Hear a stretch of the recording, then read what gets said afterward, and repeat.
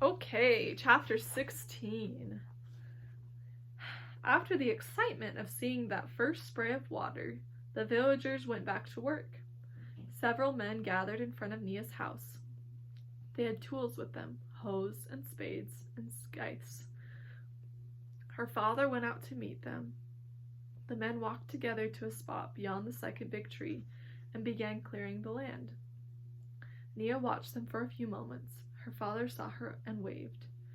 She put the plastic can down and ran over to him. "Papa, what are you doing?" "Clearing the land here, getting ready to build." "To build what?" Nia's father smiled. "Can't you guess?" Okay, Rochester, New York, 1996 through 2003. Salva had been in Rochester for nearly a month and still had not seen a single dirt road.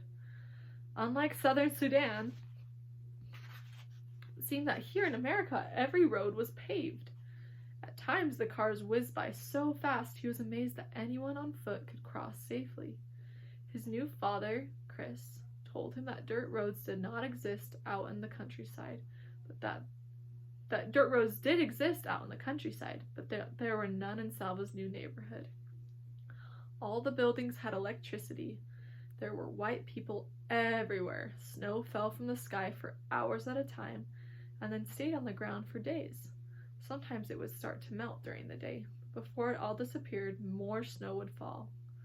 Salva's new mother, Louise, told him it would probably be April, 3 months more before the snow went away completely. The first several weeks of Salva's new life were so bewildering that he was grateful for his studies. His lessons, especially English, gave him something to concentrate on, a way to block out the confusion for an hour or two at a time. His new family helped too. All of them were kind to him, patiently explaining the millions of things he had to learn. It had taken 4 days for Salva to travel from the Ifo refugee camp to his new home in New York. There were times when he could hardly believe he was still on the same planet. Now that Salva was learning more than a few simple words, he found the English language quite confusing, like the letters UGH, like O-U-G-H, rough, though, thought, through, bow. The same letters were pronounced so many different ways. English is confusing, it honestly is. Or how a word had to be changed depending on the sentence. You said chickens when you meant the living birds that walked and squawked and laid eggs, but it was chicken with no S when it was on your plate ready to be eaten. "We're having chicken for dinner." That was correct, even if you had cooked 100 chickens. Sometimes he wondered if he would ever be able to speak and read English well, but slowly, with hours of hard work, over the months and years, his English improved. Remembering Michael, Salva also joined a volleyball team. It was fun playing volleyball, just as it had been at the camp. Setting and spiking the ball were the same in any language. Salva had been in Rochester for more than 6 years now. He was going to college and had decided to study business. He had a vague idea that he would like to return to Sudan someday to help the people who lived there. Sometimes that seemed like an impossible notion. In his homeland there was so much war and destruction, poverty, disease, and starvation, so many people, so many problems that had not been solved by governments or rich people or big aid organizations. What could he possibly do to help? Salva thought about this question a lot, but no answer came to him. One evening at the end of a long day of study, Salva sat down at the family computer and opened his email.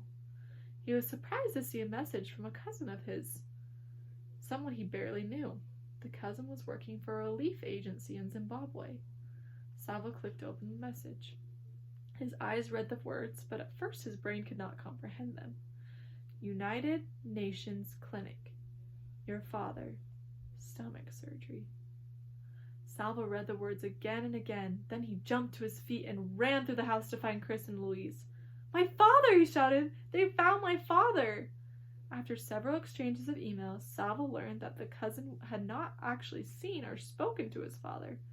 The clinic where his father was recovering was in a remote part of southern Sudan.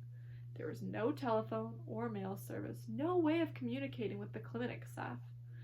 The staff kept a list of all the patients they treated. These lists were submitted to the United Nations aid agencies. Salva's cousin worked for one of the agencies, and he had seen the name of Salva's father on the list.